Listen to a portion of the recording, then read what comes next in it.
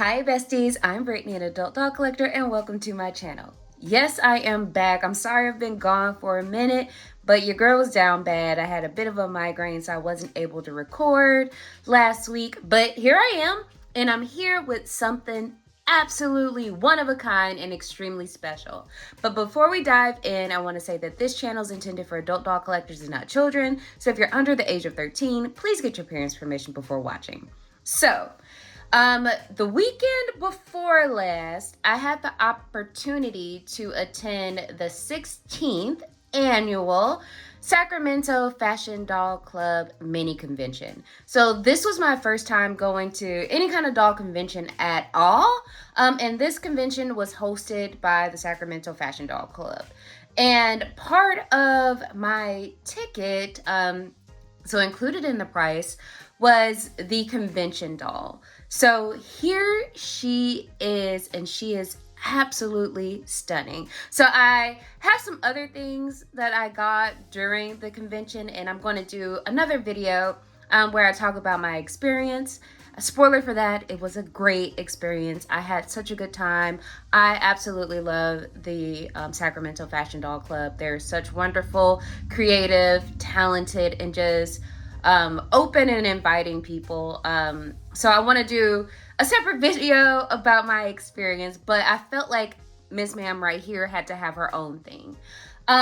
So each year, the Fashion Doll Club has a theme. So this year's theme was Lifestyles of the Witch and Fangedness. So it's kind of more like horror tinge theme. In the past, they had like steampunk theme, they had like rocker themed, and each year there is a one of a kind custom doll created that kind of encapsulates the theme.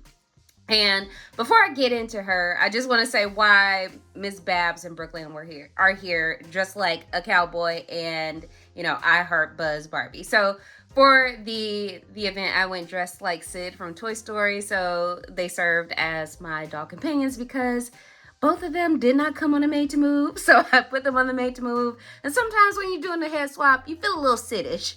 So that's why they're just like that. And I felt like they could accompany Miss Ma'am right here. But I might move them aside so we can have all of our attention on her. So I think that's what we'll do. So, without further ado, I want to introduce you all to Lady Violette Van Damme. So this is what she looks like in box. And I think I'm going to take the lid off so we can get a better look at her without the glare from my ring light. So this is what she looks like. So every year there is a theme. A doll is built around the theme.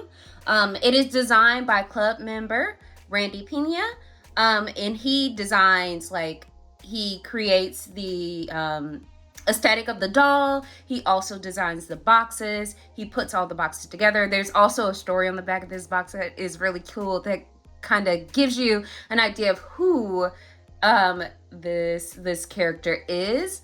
And then club members come and they help assemble the doll. So I was very excited to attend, and I was like, oh, you have like a crafting opportunity. So I did volunteer to help put some of the pieces together. So the event that I attended, I helped to dress her, get her sleeves on, and also made a couple of the bracelets for the doll. But let's take a look at her. So she is hand painted. So there are about, I think, maybe 40 dolls, probably a little less, of like this in the world. So each one of these dolls were painted by hand by the wonderful, talented Kevin Wan. So he sat there and he painted each doll. So each doll is slightly different, but they all look absolutely gorgeous. Like, look at this. So we have like her headpiece. She has this really gorgeous dress, and it's an underdress on there as well. She has a cape, which is pinned, so the cape is kind of situated up front, and she has this fur stole. and it is absolutely luxurious. So I'm trying to get in so we can see her bracelets. And she is removable from the box if you want to take her out and pose her on display, but I'm not, because I feel like the box adds to the lure and it adds to the presentation. But she is in the box by ribbon, which I think is wonderful, because y'all know I be ripping things out and sometimes I mess things up. So if I'm able to take her out and reattach her via ribbon, that's great. But just look at her. Look at her. Okay. So I'm going to turn the box so we can see more about her. So I'm going to flip it like this.